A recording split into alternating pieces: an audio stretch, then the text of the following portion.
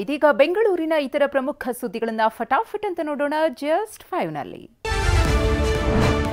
ಕೆಂಪೇಗೌಡ ಅಂತಾರಾಷ್ಟ್ರೀಯ ಏರ್ಪೋರ್ಟ್ನಲ್ಲಿ ಚೆಲ್ಲಾಟ ಆಡಿದ್ದ YouTuber arrest ಆಗಿದ್ದಾನೆ.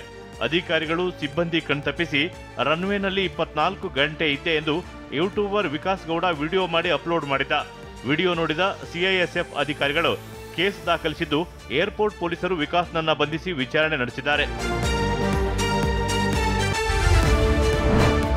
21 ವರ್ಷ ಮೇಲ್ಪಟ್ಟವರಲ್ಲಿ ದೃಷ್ಟಿದೋಷ ಕಂಡು ಬಂದಲ್ಲಿ ಅಂಥವರಿಗೆ ಲೇಸರ್ ಸರ್ಜರಿ ಮಾಡಿ ಕೆಲ ವರ್ಷಗಳ ಕಾಲ ಕನ್ನಡಕದಿಂದ ಮುಕ್ತಿ ಪಡೆಯಬಹುದಾಗಿದೆ. ಇಷ್ಟು ದಿನಗಳ ಕಾಲ ಖಾಸಗಿ ಆಸ್ಪತ್ರೆಯಲ್ಲಿದ್ದ ಈ ಸೇವೆ ಇದೀಗ ಸರ್ಕಾರಿ ಆಸ್ಪತ್ರೆಗೆ ಕಾಲಿಟ್ಟಿದೆ. ಸದ್ಯ ಮಿಂಟೋ ಆಸ್ಪತ್ರೆಯಲ್ಲಿ ಚಿಕಿತ್ಸೆ ಲಭ್ಯ ಇದೆ. ಇದರಲ್ಲಿ ಡಿಫ್ರೆಂಟ್ ಟೈಪ್ಸ್ ಆಫ್ ಸರ್ಜರೀಸ್ ಇದೆ.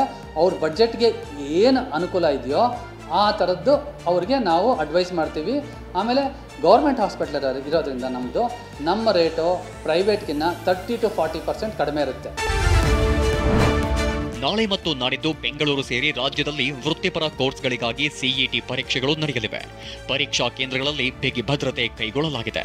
ನಾಳೆ ಪರೀಕ್ಷೆಗೆ ಹಾಜರಾಗುವ ವಿದ್ಯಾರ್ಥಿಗಳಿಗೆ ಲೈಟ್ ಕಲರ್ ಮತ್ತು ಹೆಚ್ಚು ಕಾಟನ್ ಬಟ್ಟೆಯನ್ನ ಧರಿಸುವಂತೆ ಸೂಚಿಸಲಾಗಿದೆ. ಜೊತೆಗೆ ಪರೀಕ್ಷಾ ಕೇಂದ್ರದಲ್ಲಿ ವೈದ್ಯರು, ಆಶಾ ಕಾರ್ಯಕರ್ತೆಯರನ್ನ ನಿಯೋಜಿಸಲಾಗಿದೆ.